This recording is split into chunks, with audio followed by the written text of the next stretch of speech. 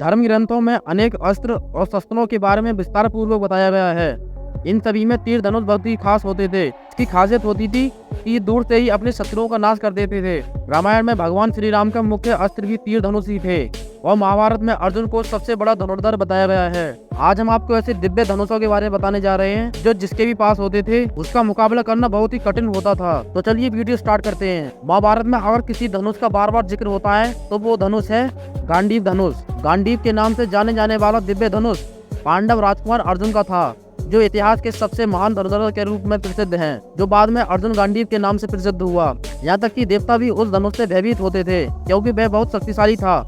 अर्जुन ने कुरुक्षेत्र के प्रसिद्ध युद्ध में कई शक्तिशाली सैनिकों और देवताओं को हराने के लिए गांडीव का इस्तेमाल किया। जब ब्रह्मा ने स्वयं धनुष बनाया तो उन्होंने घोषणा की कि उसका उपयोग अन्यायियों और दुष्टों को दंडित करने के लिए किया जाएगा। इसका उपयोग एक साथ लाखों शत्रुओं से युद्ध करने के लिए किया जा सकता था क्योंकि ये इतना शक्तिशाली हथियार था। पांडव राजकुमार तक पहुंचने से पहले धनुष कई हाथों से होकर गुजरा। इस धनुष को ब्रह्मा ने 1000 वर्षों तक, इंद्र ने 3585 वर्षों तक और चंद्र ने 500 वर्षों तक चलाया था। तब वरुण ने इसे अपने कब्जे में ले लिया और अर्जुन को सौंपने से पहले इसे 100 वर्षों तक इस्तेमाल किया। वेद व्यास के महाभारत के अनुसार द्वापर युग के अंत में जब पांडव सेवानिवृत्त हो गए तो अर्जुन ने धनुष वरुण को वापस दे दिया।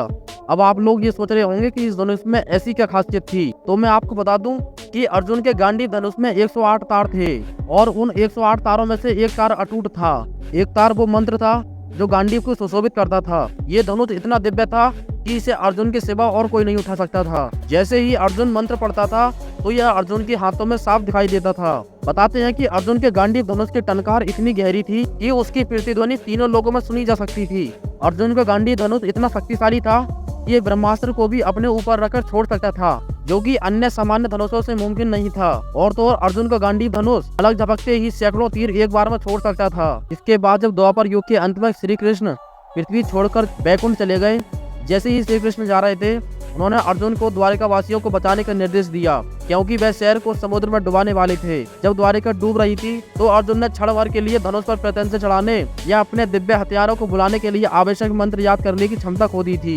ये देखते हुए कि व्यास ने उसे चेतावनी दी थी कि ये घटना घटित होगी, और एक बार जब ऐसा हुआ तो अर्जुन समझ गया कि पृथ्वी पर उसका समय भी समाप्त हो गया है। अंततः पांडव सेनावृत्त हो गए और हिमालय की ओर चले गए। अर्जुन अभी भी अपना गांडीव पकड़े हुए थे। इसके बाद अग्निदेव पांडवों के पास आए और बोले कि वो अर्जुन को मनाएं कि उनका गांडीव धनुष वरुण देव को वापस कर दें, क्योंकि वरुण देव सभी अस्त्र और शस्त्रों के संरक्षक थे। इसके बाद पांडवों के बहुत बार कहने पर अर्जुन ने गांडीव धनुष वरुण देव को वापस कर दिया। महाभारत काल में एक धनुष ऐसा भी था जो गांडीव धनुष के समान ही तेजस्वी और तेज था, और उस धनुष का नाम था विजय धनुष, जो कर्ण के पास था। ये धनुष अर्जुन को उनके गुरु भगवान परशुराम ने दिया था और ये आशीर्वाद भी दिया था कि जब तक ये धनुष तुम्हारे हाथों में रहेगा तब तक कोई तुम्हें पराजित नहीं कर पाएगा।